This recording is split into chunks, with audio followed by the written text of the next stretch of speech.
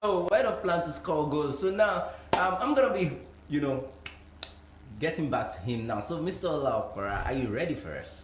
Yeah, let's do this. People, Lagos, Nigeria, Africa, it's so exciting to be here. Ojo, it's been an amazing time. Thank you very much. Thank you to the management of Broad Street Radio. Last week, the review has been awesome, awesome, awesome, awesome. I feel super excited to be back on here. This beautiful. I can imagine. I felt that noise as well. So it's an exciting time, and I feel very, very, very, very obliged to want to help us, look at 2022 and achieve, score those goals that you are interested in scoring for 2022. All right, so it's time to hit it, right? Mm-hmm. Okay, Mm-hmm. so if you're just joining, my name is Ola Ima Opera, and I am Signature. I'm the Principal Executive Signature Initiatives CEO, Alright Solutions Limited, and Visionary Wing Nigeria. So it's been an exciting time already. I've been in the studio for some time now. So let's do this. It's going to be a very heavy time. So I like us to start with a review of what we did last week. Ojo, do you remember any of those things that we did last week? Of course, of course. All right. So one of the things that we talked about is the fact that goal setting is sweet, it's smart, but then it is better to score your goals. Score your goals than, instead, yes. Than considering setting those goals, right? Because your opponents ain't going to wait for you while you set goals. Definitely. Right. So it's important to understand that scoring your goals for 2022 is very important. And then we also said that the responsibility to scoring your goals is yours and yours alone. And then so the need for you to be at your best is very, very, very important. We said that if you can't measure, chances are that you will not be able to improve. Right? So it's important to know that measurement is key. We also said that vision is foresight based on insight, with the benefit of hindsight. So in other words, if you have to measure the capacity for the future, is always about what you can do with the current, and then what you already have as history with you from the past. Right? So we also said that it's important to position yourself where you're concerned about scoring your goals, because you don't pursue the ball, you run to where the ball is going. That's what a fantastic player would do. You don't pursue the ball, you run to where the ball is going. We said there are levels to these things. You can either be on a lane, you can be on the track, or you can be on a flight per time, right? Depending on which one your life is doing per time, right? So those were the many things that we said. If you did remember anything, please drop a comment about some of the things that we said in the last week episode about setting goals for 2022. Drop a comment telling us what you learned from it. I mean, a whole lot of people went on my YouTube, did a lot of great commenting. I saw some comments saying that we had a very balanced conversation. Thank you very much for joining in. Drop that comment telling us what you learned from the last episode and what we did talk about, right? So thank you very much for joining in. Thank you so much for joining in. Today we're going to be taking the dimension to another level, right? So we started with talking about goal setting for your personal self, and then today we're going to be talking about organizational goals for your businesses and social groups, right? So it's important that we understand that goals are supposed to drive us to limitless possibilities, right? So in other words, like they say, if you don't plan, then chances are that you're planning to fail, right? So the need to continually plan is as important as human. We said that alphabets can help you speak and have good communication and language skills, but then numbers help you curate. That it is not always a new year, right? It is always a new number. So in other words, if you're a long-term planner, chances are that you're going to be at your best, right? Today, this morning, we're going to be talking about setting that goal, scoring that goal for your organizations, right? So if you're SME in here, welcome. This is 2022. My company I started many years ago.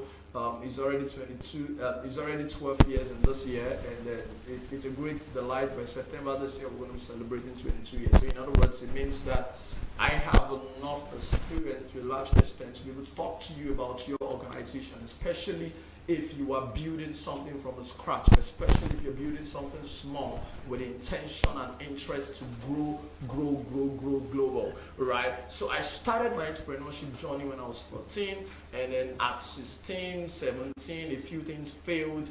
And then, one of the advantages of starting quite young in my early time in life was that I was able to make my own mistakes and correct them myself. Right, so if you're that organization or a social group, welcome. As a social entrepreneur, I'm going to be helping you understand how to achieve your social agenda for 2022. The things that you need to do to uphold yourself and also your team members to be able to make great impact and achieve great realization of those many dreams that you set out to do. Right, so the first thing I like to ask this very morning is, what stopped you from achieving the goals of last year? Right, that's the first question. How do we do an honest review about what stopped you from achieving the goals of last year? Right, so as an organization, what were the many goals that you're carrying over into 22? Look at it critically and ask yourself, what were the things that stopped you from achieving those goals in 2021? 1, 2, looking at those many goals that you did not achieve, right?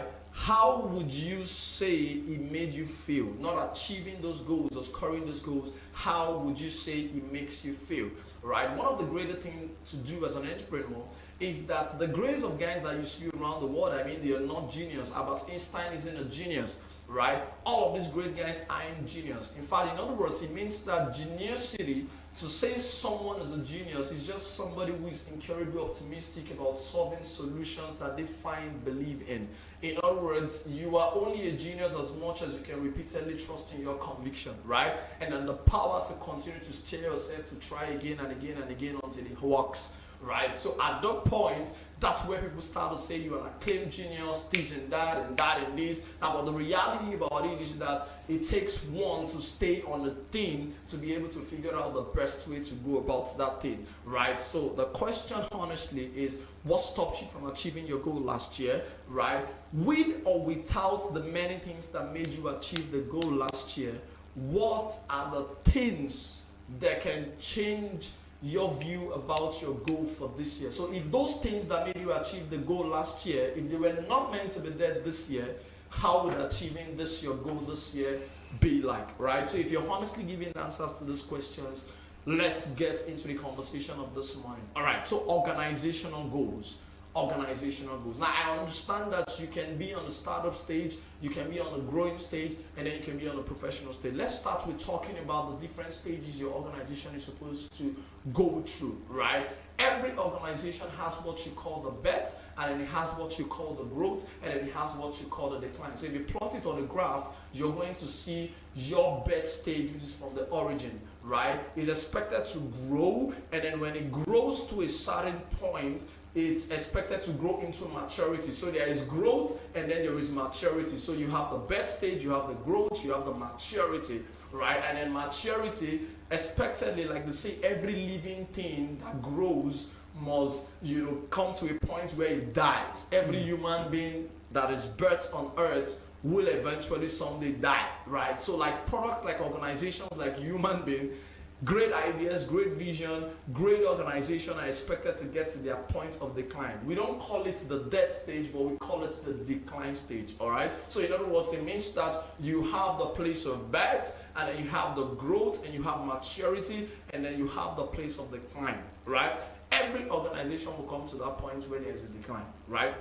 So take, for instance, a whole lot of great organizations that got to that point, and then when you're very close to your declining stage, you want to be able to change your strategy, right? You want to be able to change your strategy. I'll give you an instance, right? So there was this great organization that realized that they have gotten to that decline stage, right? So when you get to that stage, some of the other things you want to try doing is doing your diversification here and there, right? Coca-Cola one time discovered that their competition isn't Pepsi.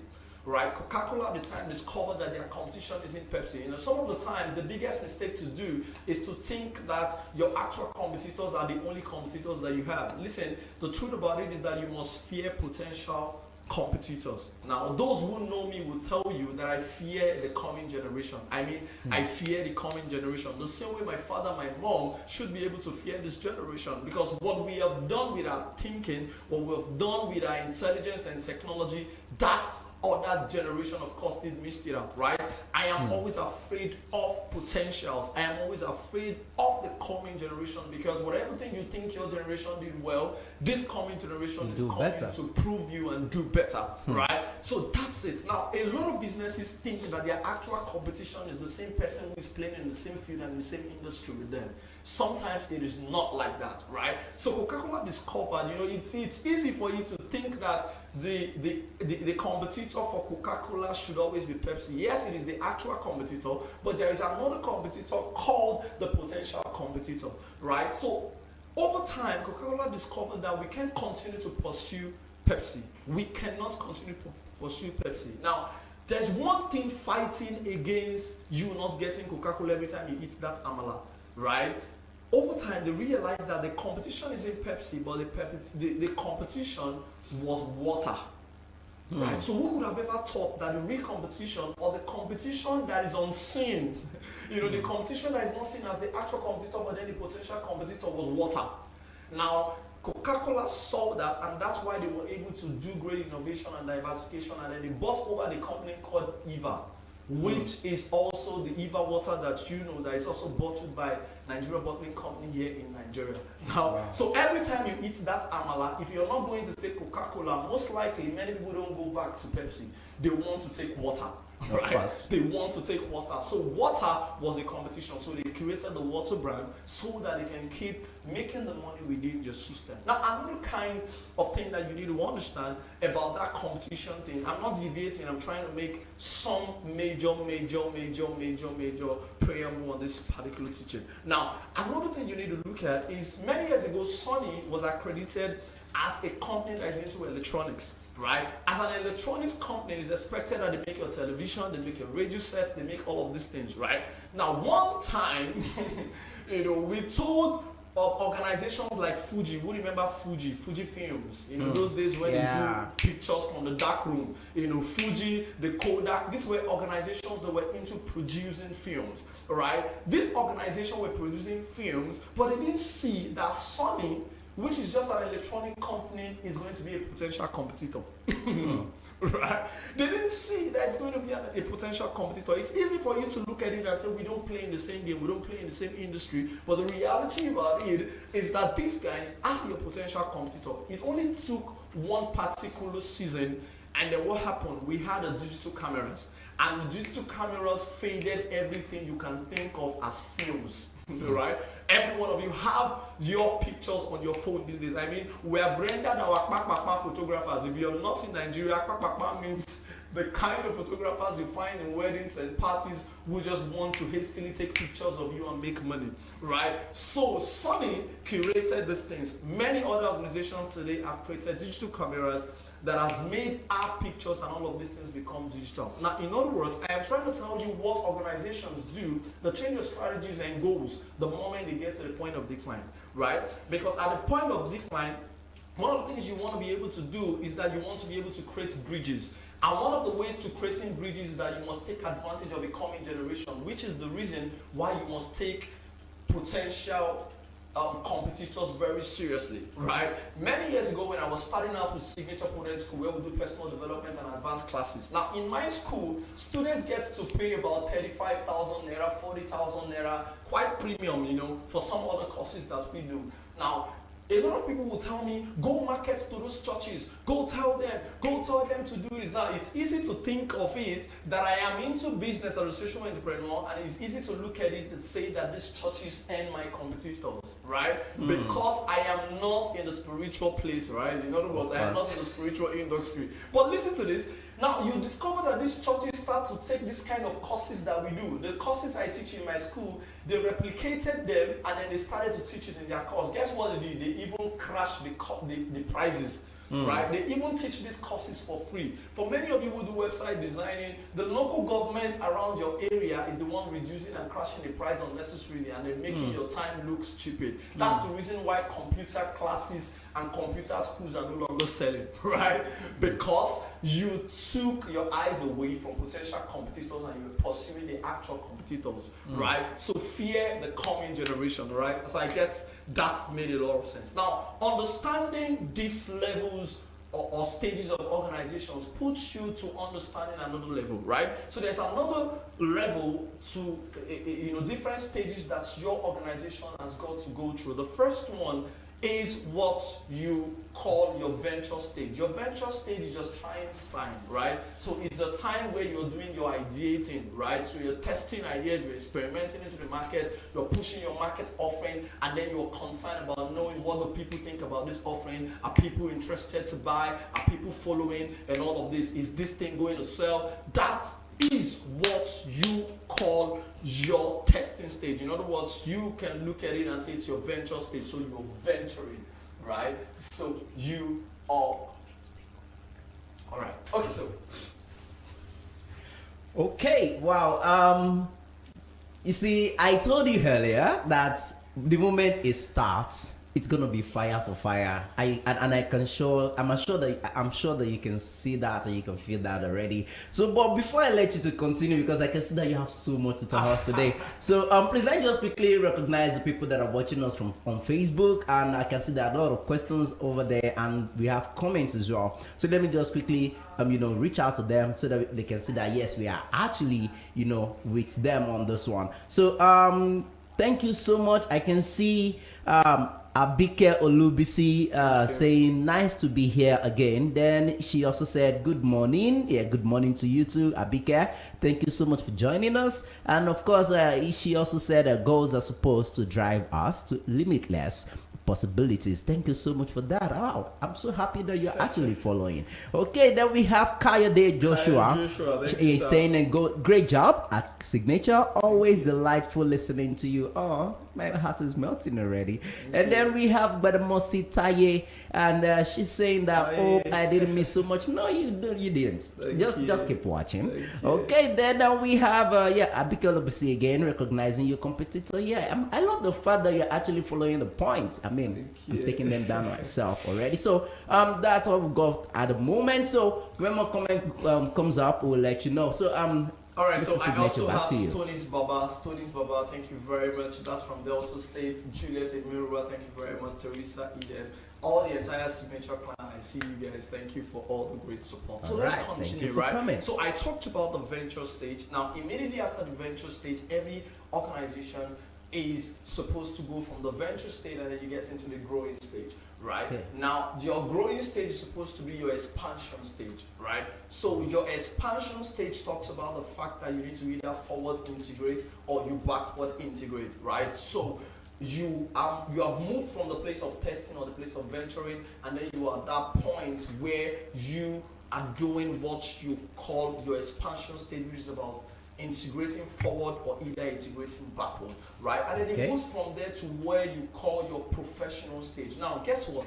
I'm not confusing you. The first thing I drew was the graph of growth for every organization. I told you about the betting stage. Now, the betting stage most likely is between, the betting stage is what you call the venture stage. Now, the betting and the venture shares a parallel line, right? So, in other words, when you are doing your betting thing and ideating and all of that, that's the point where you are also doing your venturing stage, right? So you want to get all your leaders and all of those things put together and then all of that. Now, why I am going through all of this is that if you don't understand your level, chances are that you will not be able to understand you will not be able to plot the goals that fit your level. Right, so that's the reason why I'm going through this. Now, there is a great deal with awareness. If you are aware of where you are, you can plan better. Right, so if you're aware of where you are, you can plan better. Now, as I have done talking to you about the stages and the graph that your organization is expected to go through, you are pointing out and you're looking at what is the things that your organization needs to focus on when you're setting goals. Now, let's come into goals now. Now, there are different types of goals for every organization depending on your level, right? So the first goal is most likely, it doesn't matter, the first goal most likely is what you call the strategic goals, right? The strategic goals. It's very important. Now, strategy, like I said in the last meeting or in the last episode, I talked about the fact that strategy is a language that was adopted in the military, parlance, right? So in the military parlance, there's something called strategy, and there are no new recruits who sit at the strategy table, right? Strategy are only a thing that generals sit to talk about, right? So generals sit to look at strategies, plot those strategies, and all the likes. Now, so in other words, it means that your strategic goals are always around the management level. Right, so it's always around the management level. So for every organization, for instance, my organizations were plotted what our team for the year is, what our designated goals, and who is responsible for the few things that they need to do. Now, strategy talks about the fact that you must be able to propel this organization on every side. Right? So now, the reality about strategy is that you must understand that it concerns culture, it concerns value, it concerns the vision and the mission and every of those other things that you want to make happen for 2022, right? So it is important you understand that. Now, having moved from the strategic goals, you now have the goals where the other goal called the tactical goals, right? So the tactical goals is on the departmental level. So don't forget, strategy goals is on the executive level, where you call the top management level, and then the second goal is the tactical level, which is on the department level, right? So the department level is key. So you want to be able to break the strategic goals now into bits, and then every department can take a chunk of their own part. Now, the strategic goals deal with everything about your core business function. In other words, your core business function is the necessary processes that it takes to deliver your business expectations, profit, market share, and all of those things. It's important that you understand that. Now, at that point, you move whatever the strategy goals is, and then you put it into the tactical goals. So in other words, when the executive are done planning their goals for the year, it moves down to the management. So it moves down to the department level, where you call the tactical goals. Now, they are called the tactical goals because tactics is always different from strategy, right? Tactics are short term. Tactics are short term, but strategy plans on the long term. So that's why your executives are concerned about the long term planning. They move it down, and then the tact is always about making sure that the goals are in the short term. Now, immediately after the tactical goals, you have the other level of your goals, which is what you call the operational goals. Now, this department now breaks all the goals into simple bits. Don't forget, we said goals are disintegrated visions, all right? So they move them into bits in form of ones, right? And that's what you call the operational goals. So in other words, what are we going to achieve periodically? What would we do this week? What would we do this month? What are the things that we want to achieve, and all the likes? Now, it's important that you understand that those tactical goals move you into the operational goals, where you start to ask yourself about how every time counts, how every seconds, minutes, day, 24 hours counts, and all the likes. Don't forget that right things done daily will mount you to success, while wrong things done daily will mount you to failure. Now, the essence of operational goals is to ensure that everybody is in accordance, right? And then every other thing works out. Now, the last level of the goal is what you call the personal goals. The personal goals is your employee goals. Now, when the operational goals have been set by your department, or let's say your upline or whatever, now every employee decides to, must be able to take those goals into their own personal life and expectation for themselves. Now, in other words, it means that the goals are more important than your roles. Now, but you need the roles to be able to validate the goals. Now, in other words, it means that no matter what the executive goal is, no matter what the strategic goal is, if we don't break it into bits where the common staff in the organization can replicate it and deliver great success, then we have not succeeded in making our goals smart. Don't forget the SMART, principle about setting goals, that your goals have got to be specific, your goals have got to be measurable, your goals have got to be attainable, your goals have got to be realistic, and of course they've got to be time bound. Don't forget SMART goals, right? But I am not coming to talk to you about SMART goals. I mean, it's a cliche, everybody knows that now. But if you don't, I just gave a preamble so that you understand that while you're setting your goals or concerned about scoring your goals, you must make sure your goals are SMART. Now, in other words, it means that The growth of every organization is largely dependent on its individual components or members. So that's the reason why every employee must be able to take their own personal goals. If the employees are not driven with their own personal goals about what they are bringing on table for the organization, what's the value they are bringing on table for the organization, what's the new set of skills that they need to learn so that they can make their job better, what's the new set of values and culture that they need to imbibe to make their goals better, right? So none of those things will attribute or contribute to the goal in whole. Right? So from the strategic goal, the goal is in wholeness. Now you bring it downwards and then it becomes a goal that is largely concerned about impacting the lower cadre. Now get this, one of the things I've shown you is the level about how it goes from strategic goals downwards, right? Now when you have, your goals can actually be set in two ways for an organization.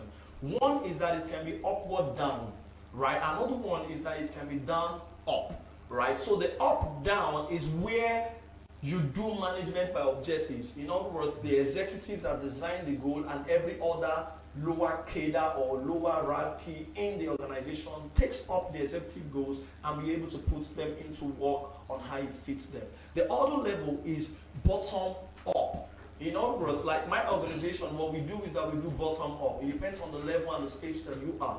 My organization has moved from growing, the expansion stage of our life, into what we call the professional stage. The professional stage is the point where, I know when you started that small business, you were experimenting, you were doing all the things that you can do, you tried expanding, you got space, you got more hands and all of that. There was a time you couldn't pay an accountant, because of their professionalism. They are quite expensive, but you must grow the organization to a point where you can now bring in professionals to handle the things that you do. Now, for my organization, which is currently at the professional stage, what we do is that we do bottom up. What's the bottom up? The bottom up strategy of setting goals or ensuring that your goals are scored is that we say to everybody who is in this organization, bring in your personal goals. What do you want to achieve for yourself this year? That's the first thing. Because the truth about it is that if you don't show your staff, if you don't show your workforce that you care about them, they don't care about the business. Now, people don't want to know how much you know until they know how much you care. So the first thing that my organization do is to ask people, what is your own personal goal for your life, for your family, for your education, and all of that? Now, having designed that particular personal goal for themselves, the next other question is, what is your personal goal for the organization? And then they take it, the departmental heads take that personal goal of each employee and then make what you call the personal goal for that department. And then from the department, we create what you call the goal for the management, all right, where you have the portfolios and all the department heads coming together. And then it moves to the executive level where I sit with some of our directors and then we look at these goals extensively. Now, at the point of taking it bottom up, we come to a point where we now create something called a year planner. A year planner is to put every details of the goals and make it relatable for everybody who is in the organization, right? So we put every single detail. So it's a full year planner. So nobody comes in a given year to say, and this social thing was not there, or this thing is supposed to be there and social thing. We capture everybody's goals. So it is not an imposition strategy. It is a strategy where you are taking how it concerns the common person in the organization. The most common person. Of course, in my organization, there's no common person. Even the gatesman or the office attendants and all of those other people. There's no commonness in our organization. It's a conscious thing for us, and that's the way we have built it, right? So the point about it is that if you go bottom up, depending on your level, for big organizations which are completely the multinational organizations and all of these big corporations that are consolidated, most times they do management by objective. So they take their goal setting approach from up to bottom. Why this smaller organization, which I presume you're an SME or an MSME, as much as possible, you should be able to take it from bottom up. Because while you are growing as a small business, you want to be able to show your people that whatever it is, you care about your workforce, you care about them. As much as you give them so much to get better, they will pay pay back that betterness to your organization, right? I hope I've been able to show you a few things about the different approach to setting your goals and understanding your level. Now, another thing I like to talk about is that in every organization, you must understand something. No matter how much strategic that you are, strategy will always culture will always eat strategy for breakfast, right? So you want to be very concerned about the cultures that you have in your organization.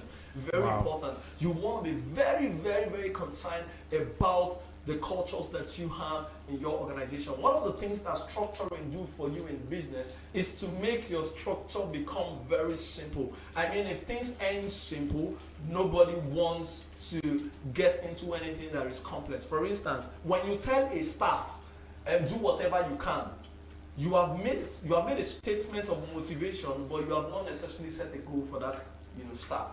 But when you say grow your sales by 10%, I mean you're specific.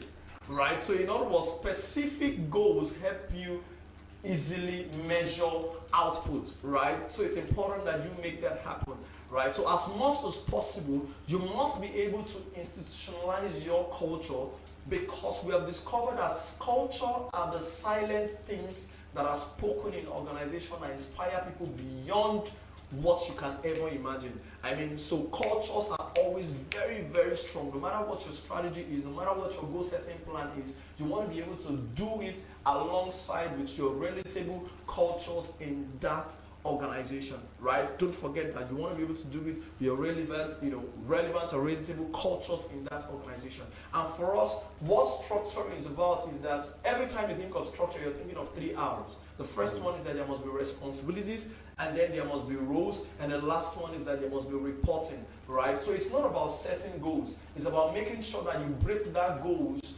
into responsibilities that people in the organization should be able to do, right? You must break those goals into responsibilities that people should be able to implement. Now, beyond the responsibilities, like they say, when nobody's responsible for anything, nobody gets blamed for anything, right? So it's important that you now put in the roles. Your title is not your role. Your role is actually the output, the sum total of your delivery, not necessarily your title, right? Your title is just the identity that comes with the delivery that you get to give to us, right? So there is these 3 R's that must make you know that you have a solid structure. So the first one is the fact that there must be responsibilities. You must break your goals down to be able to become responsibilities to every members of your employee or every members of your workforce. Then the second is that there must be roles, right? Somebody has to be responsible for something, and that responsibility for something has to come with somewhat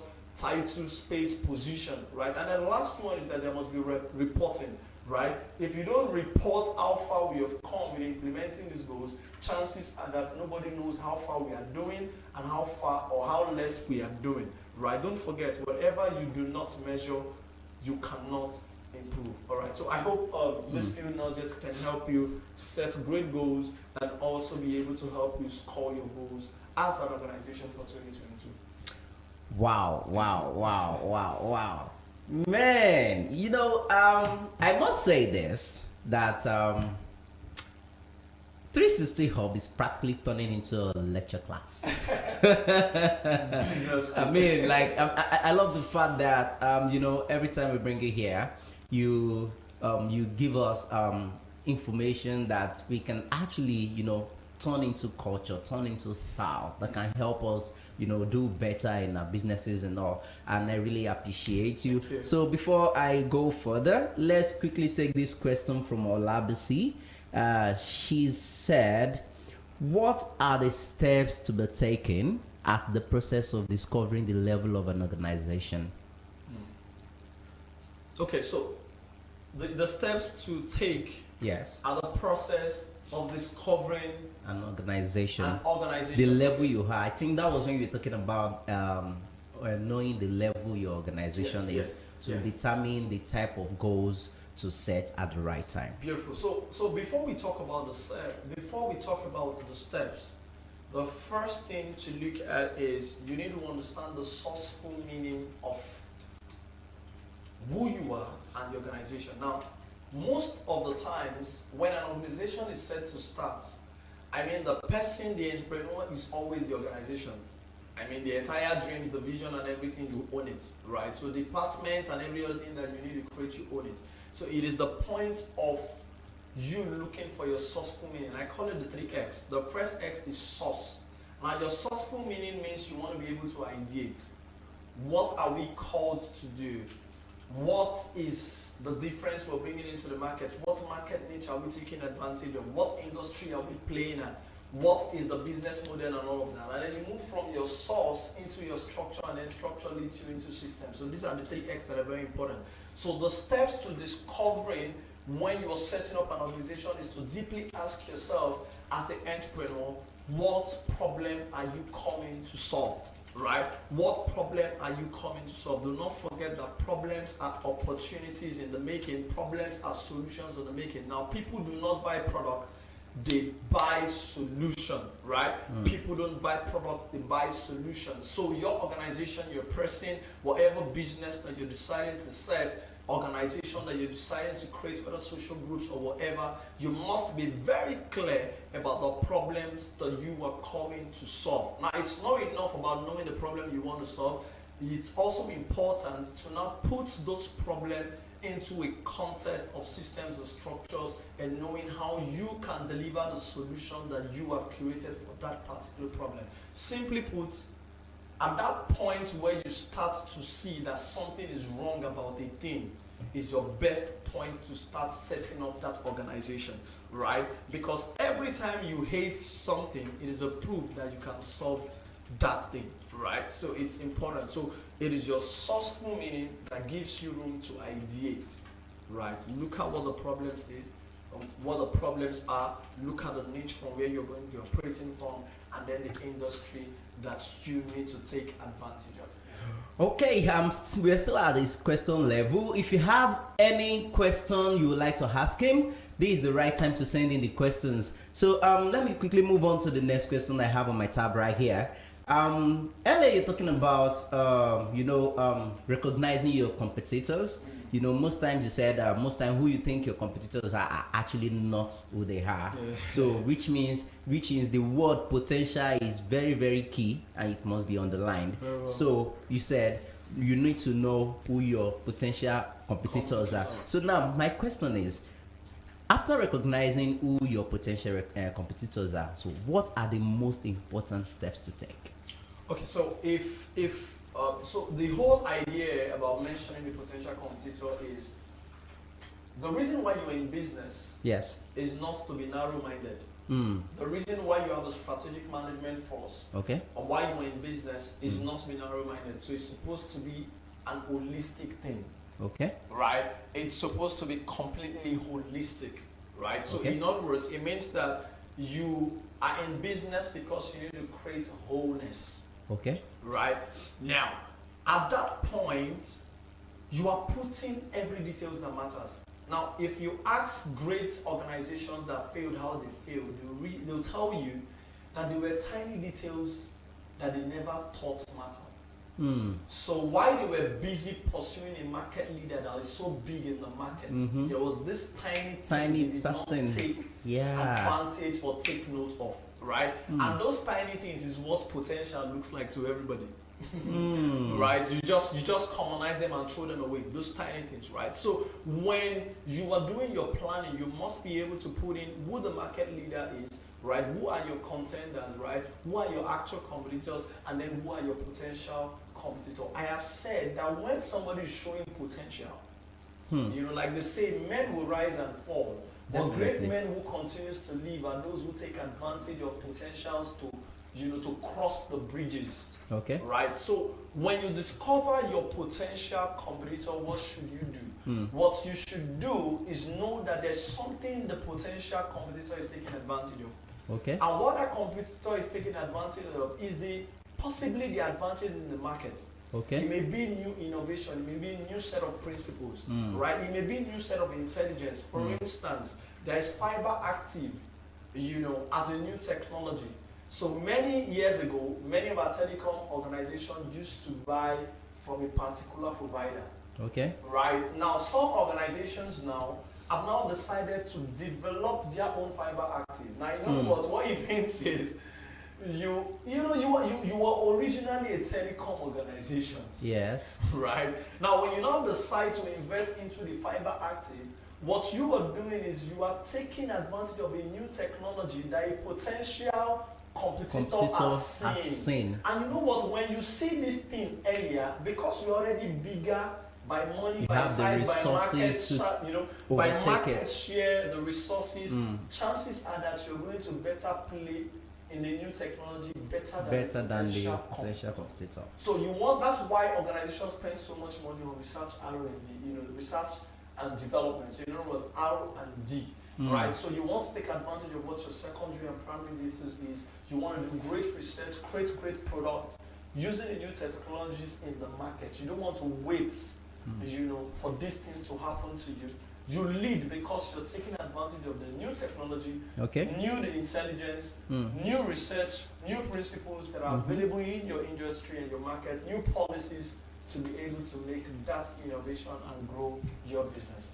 All right. So speaking of strategy, because I have some lists down here. I mean, I have so many questions to ask you, but I'll just be bringing it one after the other. Yeah. So speaking of strategy, you did mention that you need to recognize the time to change your strategy and all of that. So I want to ask you, how do you know when it's time for you to change your strategy? Because there are people out there that when they set a particular goal, they don't even know that maybe it's time to quit on this particular style of work or something and adopt something new, because they believe, that is suiting me fine now. After I'm making money, I'm doing well, because they're not aware of their surroundings, they're not aware of new competitors coming up and all of that. So how do you know it's time for you to change your strategy?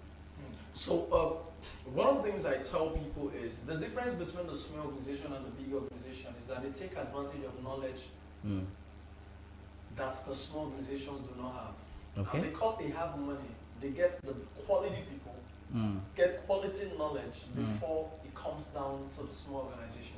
Now, in other words, how do you know when to change your strategy? Very simple. There are templates around the world that tells you when your original strategy or your initial strategy is failing. So because we're talking about goals now, take football for instance. Okay. Right. So you have your proper formation. You have this first 11 that is already playing this football match, right? You should be able to tell at a point where your formation is not delivering the right goals. And that's the reason why big organizations pay consultants. So the consultants that they pay are like your coaches. They're like your technical advisors in the football match. Right? So because what you cannot see as the entrepreneur who is playing on the field is always going to be different from what the consultant will see. So who are your coaches? Right? Your coaches are supposed to help you. I mean, there are levels of the coaching, There are those who are futurists who can help you forecast. All right. Right? And let you know that this strategy is what it is and this strategy is when it's failing. So you discover that when a coach has done a formation, right, and the formation is not delivering the expected results, and that's the reason why your goals that's the reason why your goals must be time bound. For instance, I am a coach and I have my first 11. My first 11, there's an attacker, there's a midfield, and then there's a defense, right?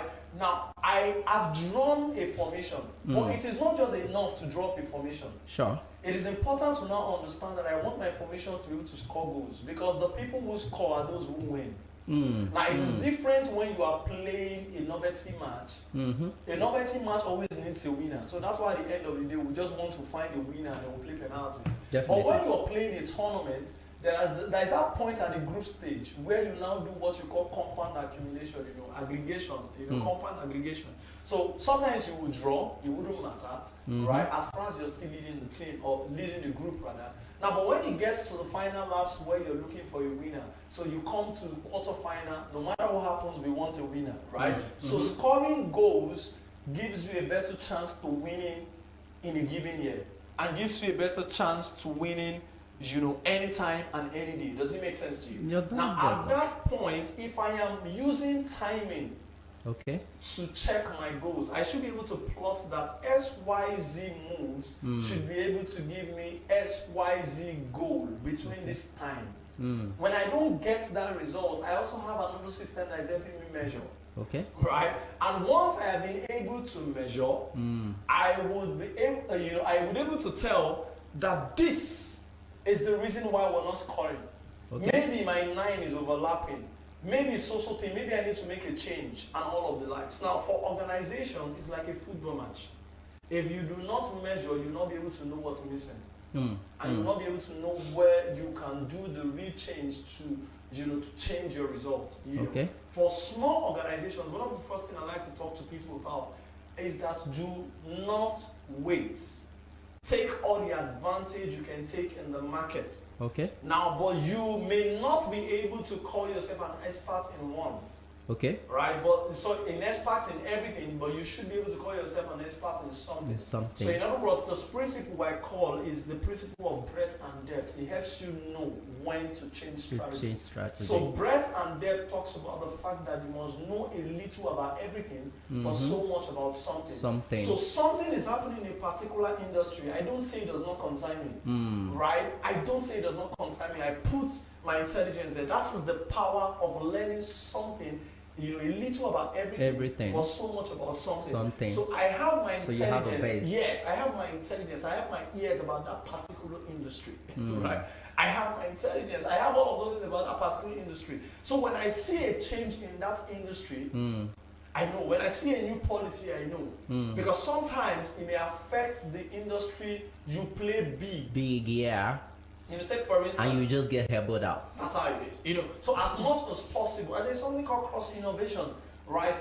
Most times it happens between industries. Today when we're growing up, it was a taboo. It looks like hellfire. The Mommy Gio thing. Exactly. You will go to hellfire if you go to a church that have air conditioner. Oh, of course. That's coming from me. You will go to hellfire once you attend a church that has air conditioner. You go to hellfire. But only until we now realize that people are moving. The small boy in church grows to become a graduate, and then the graduate becomes a professional. Now this boy works in a particular bank or works in an organization. So from his car to his office and every other where he has ever been is air conditioner. And then you tell him because of church. Because he loves cars so much, he should be under that hot place. So it was only a matter of time. So they drove their family to a nearby eatery so that they can take some air conditioner before they go to church. Because they know when they go to church, it's like kind of semi-air. And people want to be able to feel God. So if you're telling them about heaven, you want to be able to show them what heaven looks like on earth. Right? So that was a total cross innovation. So people started spending too much time and spending their offertory, their offering and what you call their tithe. At the restaurant because of the air conditioner. Because of the air conditioner before they go to church. Before going to church. Oh, they know that church is going to be 4 hours. And when it's 4 hours, it's going to be too much heat. Too much heat. So we better spend 3 hours in the restaurants before we go to church and mark presents. That was a thorough cross innovation. Right? So the churches needed to say, hey, well, human beings, let's adopt, right? So let's copy the air conditioned thing. Let's make the place so beautiful. So instead of just having our children at just one kind of place, can we make these children feel at home? Let them feel like they're in that restaurant have their and all own of those place things. where they can be free. That is what you call cross innovation, right? So the only reason why you can cross innovate is because you learn the idea of the breadth and depth of knowledge, the breadth and depth of innovation. So a little about everything and so much about something. There are a lot of other principles. For instance, my organization, we know that, right? We live when your vision is loudest. Yes, we don't overstay. You know why? Because they say stagnant water stinks. The moment we achieve one thing is already our past. We're looking forward to another thing. That puts us on our toe, and everybody knows that we are a progressive organization, right? Because if you don't push yourself, nobody's going to push you. Remain the same. All right, wow, that's so elaborative, and I really appreciate you breaking it down to that. So, but before I let you go, I have just one last question. And the question is the part where you're talking about strategy of setting goals, where you mentioned bottom up and up down. You stated something. You said bottom up are mostly used by SMEs. That got me thinking. So that got me thinking that is bottom up peculiar to SMEs only, or any size of company can adopt whichever they believe will suit them better? So when you're a growing organization, your greatest assets are the people. I mean, you don't have the money the big organizations have to pay for talent. Yes. Right. So your greatest asset are the people, and you want to be able to adopt what you call empathic leadership. Okay. So you're being empathetical. In other words, it means that you are leading from the place of understanding them. Okay. So you seek to understand so that you can be understood. Okay. Right. So how much does this small organizations pay, for instance? And then, but you want quality people. Right. So, but if you are able to tell them that you care about them, you care about their life goals. I mean, in my organization, we cannot hire you if you don't have your own personal goals.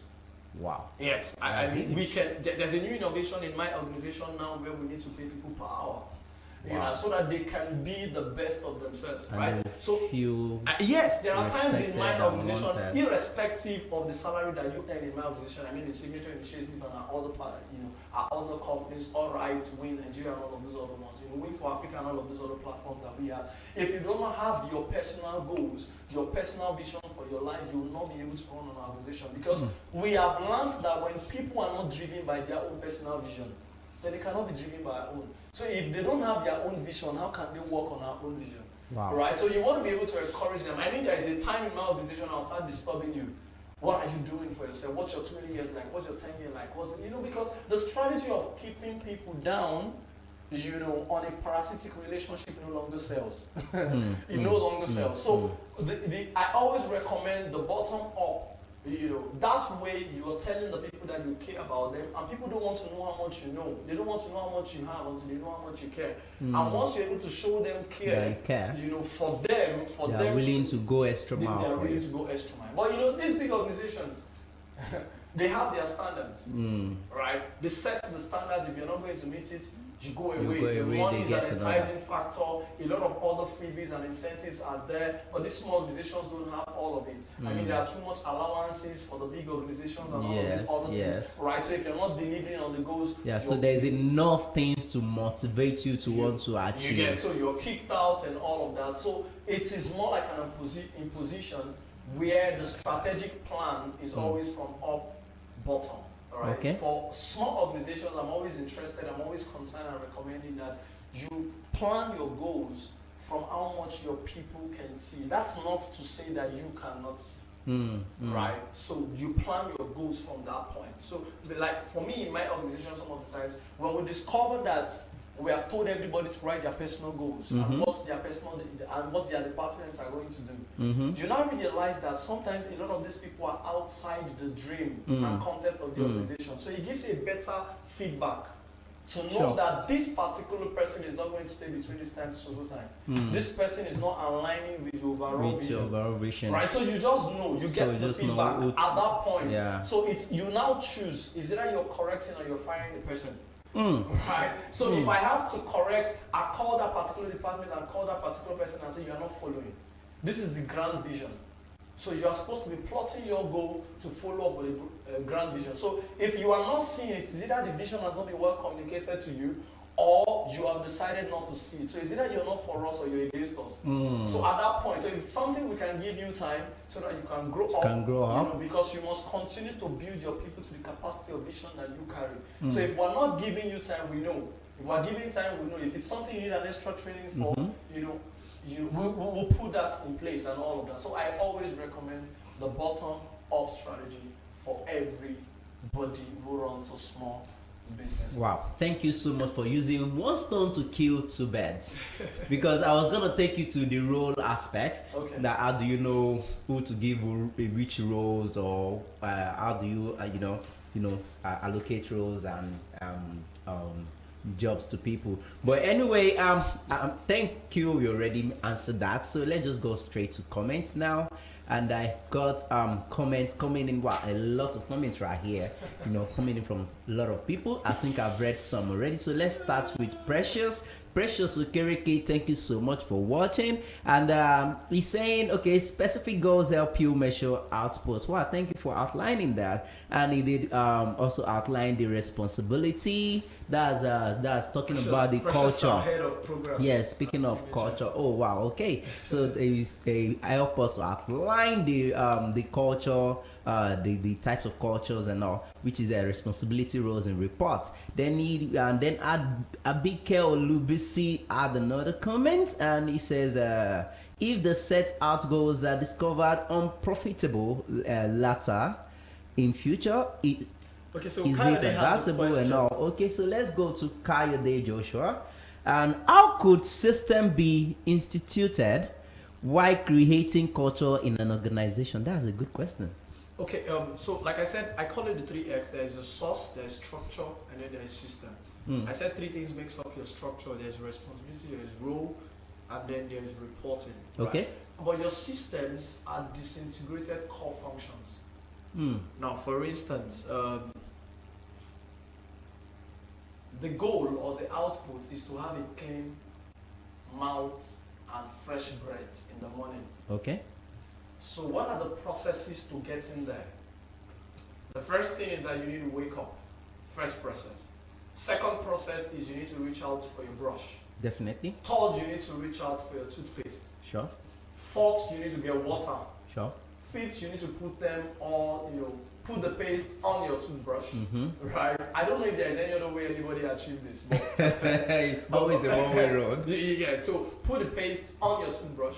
When I was little, some of us have an extra one, we put it on our palm. So that's another part of the process. For leaking. So when you need an extra, and then you put it in the paste, you put them in your mouth, Okay. and then you go from mouth, teeth, tongue. Now, if you put all of these things together, you discover it was 1, 2, 3, 4, 5 men. Now, all those things you did, step by steps, right? That now, was the see step. yes. Now that is your processes. Okay. Right, but not your core functions.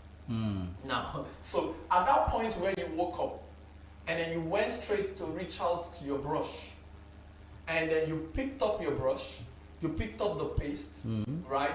That particular one happened the same time at the spot.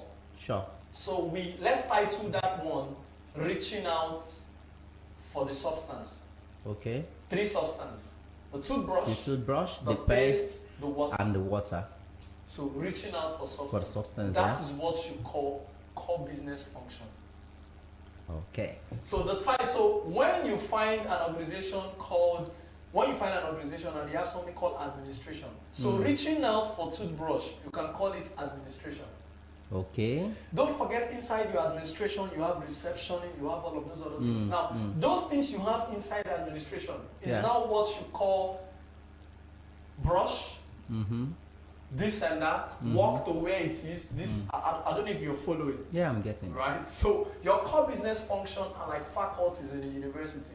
Okay. Social science, medicine, they are your core business functions. So usually your core business functions are a number of processes that are capitaled in a group. You put them in a group, you box them in a group. Okay. So when you say social science faculty, there is mass communication, there is marketing, there is all of those things. So all of those courses are like your processes.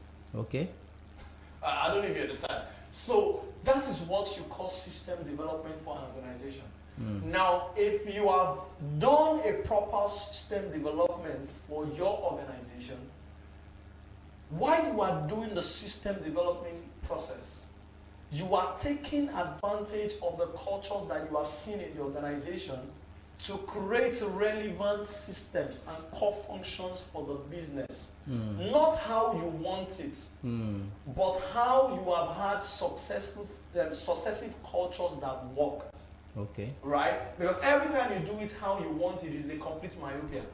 Okay, but could you also say the core function will determine the culture to adopt and the system to adopt? No, what we're saying here is that the culture you already have. Okay, you already have the culture. The culture that you already have, because your culture are usually silent until you document them. So your system is a way of documenting your culture. Okay.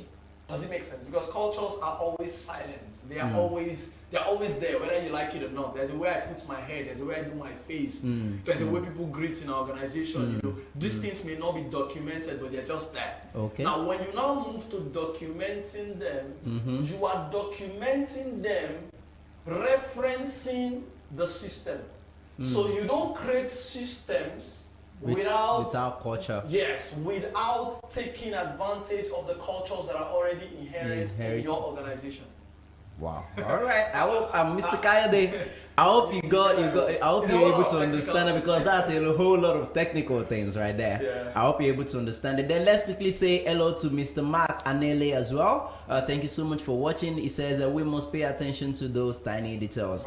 Yeah, thank you so much for pointing that out. And wow, I really need to let you go right now because our time is far gone. Wow, thank you so much to everybody who has been part of the show from the beginning and those that joined in the middle of the show. I want to say a big thank you to all of you. Don't forget, you can always follow us on all social media platforms. If you're not watching us on Facebook already, we are Brosty Radio NG on Facebook. And if you don't know that we have a mobile app, you can just go to your Google Play Store right now or iOS Store and download Brosty Radio mobile app. You can just search for Brosty Radio. You see the app, it will pop up. You see our logo on it. Trust me, you will never miss any of the shows if you have the app. You can watch us live there. You can listen live. You know, you can also follow other information that we have, you know, to put out. So, and if you miss any part of the show and you feel like you want to watch it again, you can just go to YouTube and hit the subscribe button, hit the notification button so that you can always get a notification when we drop a new content. And you can also leave a comment there when you watch any of our shows. So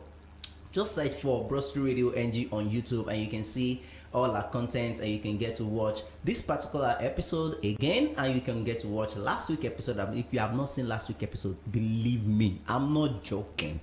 You missed a lot. So for you not to feel like you missed, you can just go to YouTube right now and go and check it out. Believe me, you will not regret you did. These are the kind of things you need to be spending that data on. Believe me, you have nothing to lose on that. So, and of course, I know you did mention how to reach him last week, but I would love him to say that again before we go. Alright, so my handles on social media, you can do that on my YouTube as well. Ola Ima. Ola Ima is O-L-A, Ima, that's E-M-A together. Opera, O-P-A-R-A, and then Signature. That's on my YouTube page. And then every other social media handle is IAM_signature. How come only you have two swagalicious name? If there's any word like that, you know, you are Signature, which is very swagalicious, and you also have Opera. It's just like saying opera. Okay, anyway, that's all we can take today on the show. Thank you so much for being part of the show. We really appreciate you. And don't forget to like our page. Yes, before you go, like our page, like our YouTube, like everything, you know, so that we can always be there. And you can follow me on our social media platform. I am Rainova on all social media platform, or you follow my other account, which is Rainchegzy, spelled R-A-I-N-S-E-G-Z-Y. Thank you so much for joining us. Join us again next week, Saturday, as we continue talking to you about goals. Stay connected, don't go anywhere. Coming up next is On Flicks, where we get to talk about movies. And this week, I'm going to be talking about a whole lot of things that I don't like about the movies that I've seen. So guys, stay connected. You don't want to be anywhere but right here on Brosty Radio, your #1 business radio station. Coming up next, I'll be leaving you with this music by, the person is a comedian, but he's also into music anyway, but I'm sure you're going to love it. It's Basketball, and he called this one Pepper Soup.